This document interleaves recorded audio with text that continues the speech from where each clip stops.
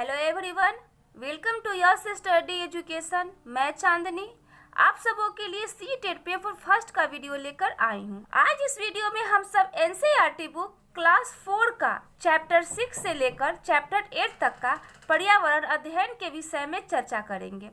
इसके साथ ही मैं बता दूं, क्लास 4 में टोटल 27 चैप्टर है। इससे पहले मैं क्लास 3 का टोटल लेसन तथा क्लास 4 का लेसन 5 तक का वीडियो कंप्लीट कर चुकी हूँ। अगर उस वीडियो को आप देखना चाहते हैं तो डिस्क्रिप्शन बॉक्स में उसका लिंक दिया हुआ है, वहां से भी आप उसे देख सकते हैं। और हाँ, अगर आपने अभी तक हमारे चैनल को सब्सक्राइब नहीं किया है तो जल्दी से सब्सक्राइब करें और बेल आइकन को प्रेस करना बिल्कुल ही ना भूलें, ताकि हमारा हर वीडियो आपको मिलता रहे। तो चलिए बिना देरी किए हुए स्टार्ट करते हैं। क्लास 4 एनसीईआरटी बुक से लिया गया 6 चैप्टर है ओमना का सफर। मैं चैप्टर 5 में एक पॉइंट यहाँ पे छूटा हुआ था, उसे मैं नोट करती हूँ, क्योंकि चैप्टर 5 में अनीता के बारे में पढ़ना था। मैं बता चुकी थी अनीता के बारे में। तो अनीता मुजफ्फरपुर जिले के बोचहा गांव में रहती है, और मुजफ्फरपुर कहाँ है तो वो बिहार में है। उसके बाद में हम स्टार्ट करते हैं लेसन 6। तो लेसन 6 है ओमना का सफर। जैसा कि इस चैप्टर से ही पता चल रहा है कि सफर के दौरान ओमना कहाँ कहाँ जाती है और वहाँ पे कौन कौन से जगह को वो देखती है, वही इस चैप्टर में दिया हुआ है। तो इससे पहले चैप्टर स्टार्ट करने से पहले एक छोटी सी स्टोरी है ओमना के बारे में, जो मैं आपको बता देती हूँ। ओमना और राधा एक पक्की सहेली है। वे दोनों साथ साथ केरल जाने के लिए टिकट बुक करवा चुके थे, जिसमें ओमना अपनी नानी के घर और राधा अपने परिवार के साथ छुट्टियां मनाने जा रही थी।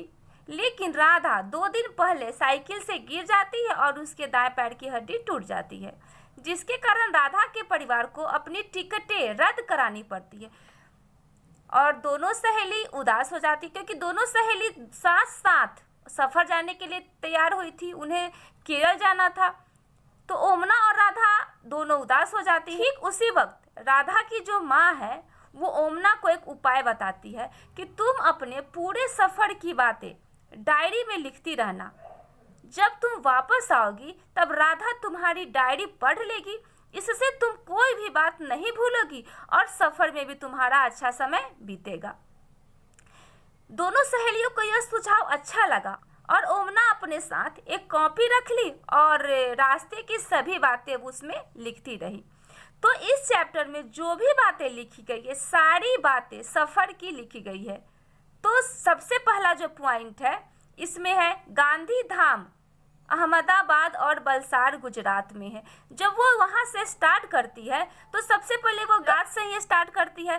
तो वहाँ पे दिया हुआ था कि गांधी धाम कहाँ कहाँ है, तो गांधी धाम अहमदाबाद और वलसाड, ये तीनों जो है वो गुजरात में है। उसके बाद में जो अगला पॉइंट है कोझिकोड केरल में है। एक एक पॉइंट को आप ध्यान से देखिएगा, ताकि आपका सी-टेट जो पेपर फर्स्ट है उसमें ईवीएस से एक भी क्वेश्चन न छूटे। तो यहाँ पे कोझिकोड की चर्चा करें कि कोझिकोड जो है केरल राज्य में है। कोझिकोड एक स्टेशन है जो केरल राज्य में है। कोझिकोड स्टेशन पर बटाटा वड़ा, पूरी साग, ठंडा दूध, केले और चीकू मिलते हैं। ध्यान दीजिएगा कि कोझिकोड स्टेशन पर क्या क्या मिलते हैं। उसके बाद में नेक्स्ट पॉइंट है जब ट्रेन तेजी से चलती है तो बाहर की सभी चीजें उल्टी दिशा में भागती दिखाई देती है। ये एकदम ध्यान से देखिएगा कि जब ट्रेन तेजी से चलती है तो बाहर की सभी चीजें जो है उल्टी दिशा में दिखाई देती है। हो सकता है आपको सी-टेट में इससे क्वेश्चन पूछ दे कि जब ट्रेन तेजी से चलती है तो बाहर की सभी चीजें सीधी दिशा में दिखाई देती है। कुछ भी दे सकता है आपको ऑप्शन में, लेकिन ध्यान देना है यहाँ पे कि जब ट्रेन तेजी से चलती है तो बाहर की सभी चीजें उल्टी दिशा में भागती हुई दिखाई देती है। उसके बाद में नेक्स्ट पॉइंट है वलसाड स्टेशन के बारे में दिया हुआ है, क्योंकि जब भी ये रुकती है तो कोई ना कोई स्टेशन पे रुकती है। तो कोझिकोड स्टेशन के बारे में पढ़े हैं, अब हम लोग वलसाड स्टेशन के बारे में जानेंगे। तो वलसाड स्टेशन कहाँ पे है, तो वो गुजरात में है। तो वलसाड स्टेशन के पास क्या क्या चीज मिलती है, तो चटनी के साथ ढोकला, नींबू वाले चावल और मिठाई।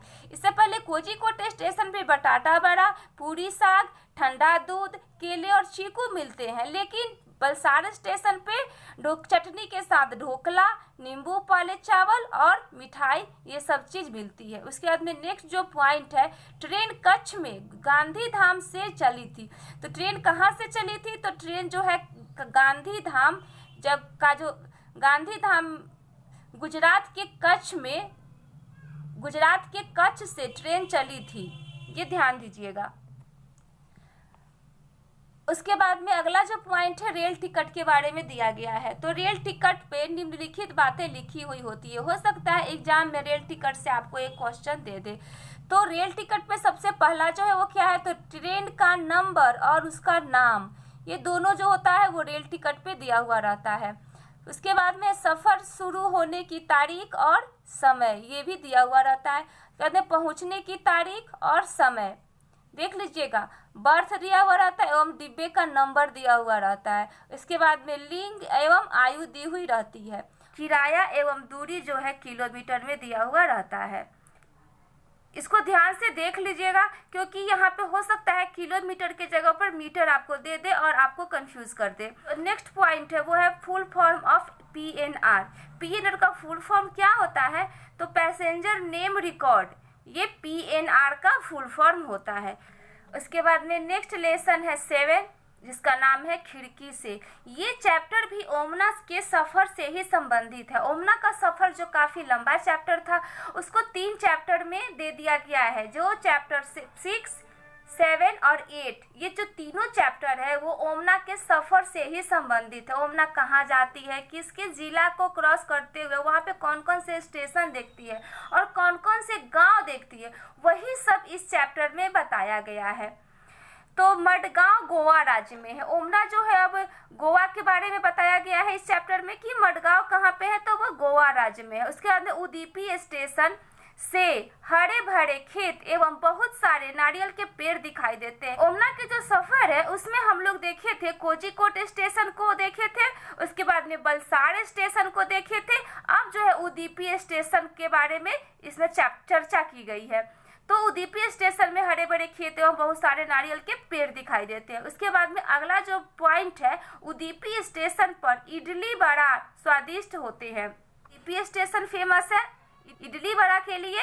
उसके बाद में बलसाड़ स्टेशन के लिए चटनी के साथ ढोकला, नींबू वाले चावल और मिठाई प्रसिद्ध है। और काजीकोड स्टेशन पर बटाटा बड़ा, पूरी साग, ठंडा दूध, केले और चीकू प्रसिद्ध है। मैं तीनों स्टेशन को एक बार बता दी हूँ ताकि आपको कंफ्यूजन ना हो। उदीपी स्टेशन के पास आसपास चावल की खेती होती है, ये ध्यान दीजिएगा। हो सकता है एग्जाम में दे दे कि उदीपी स्टेशन के आसपास यहाँ चावल के जगह पर कोई और चीज़ दे दे। चावल की खेती होती है, ध्यान देने की बात है। उसके बाद में नेक्स्ट जो टॉपिक है गोवा और केरल, इसमें गोवा और केरल के बारे में दिया गया है। तो पहला जो पॉइंट है वो है गोवा से केरल तक के रास्ते में 92 सुरंग और 2000 पुल है। जब ट्रेन नदी के ऊपर बने पुल से गुजरती है तो खड़खड़ की आवाज आती है। इस पॉइंट को बिल्कुल ध्यान से देखिएगा, क्योंकि ये पॉइंट एग्जाम में पूछा जा चुका है। गोवा से केरल तक आने में 92 सुरंग और 2000 पुल है, और यहाँ पे खड़खड़ की भी चर्चा हो रही है।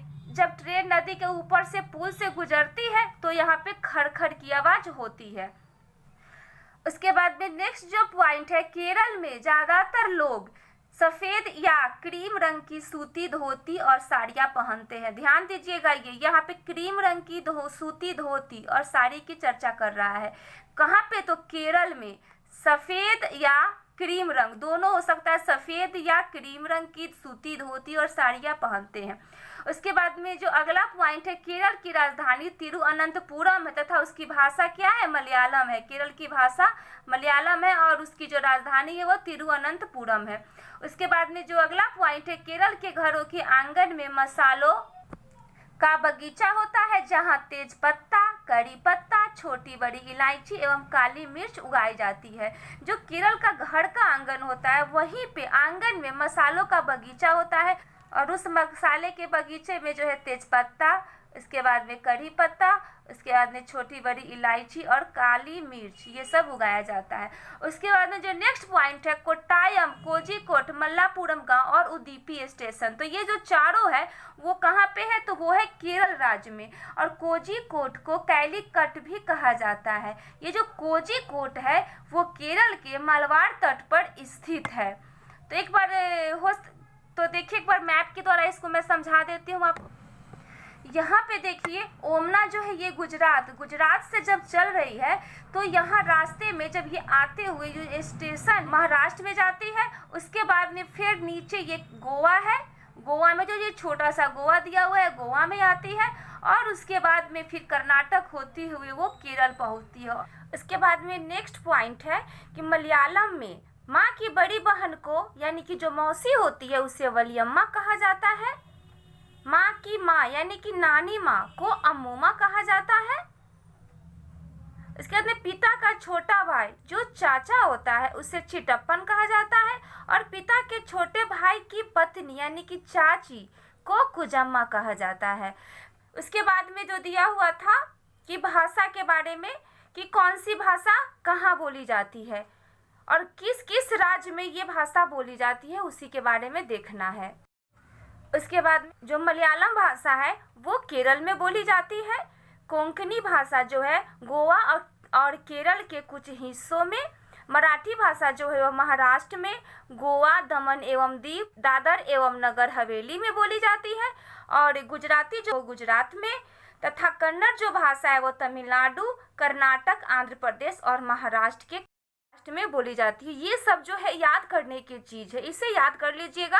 इसके बाद में अगला लेसन है लेसन 8, नानी के घर तक। अब ओमना जो है अपने नानी के घर पहुंच जाती है। तो जब नानी के घर जब पहुंचती है उसकी माँ एक फेरी वाले को बुलाती है। तो फेरी क्या है, तो फेरी एक बड़ी नाव होती है जिसे केरल में लोग अपने सामान को ले जाने या फिर सफर करने के लिए इस्तेमाल करते हैं। फेरी जो होती है एक नाव की तरह होती है और वहाँ पे लोग सामान भी ढोते हैं, उस फेरी में सफर भी करते हैं। तो देखिए फेरी कैसी होती है।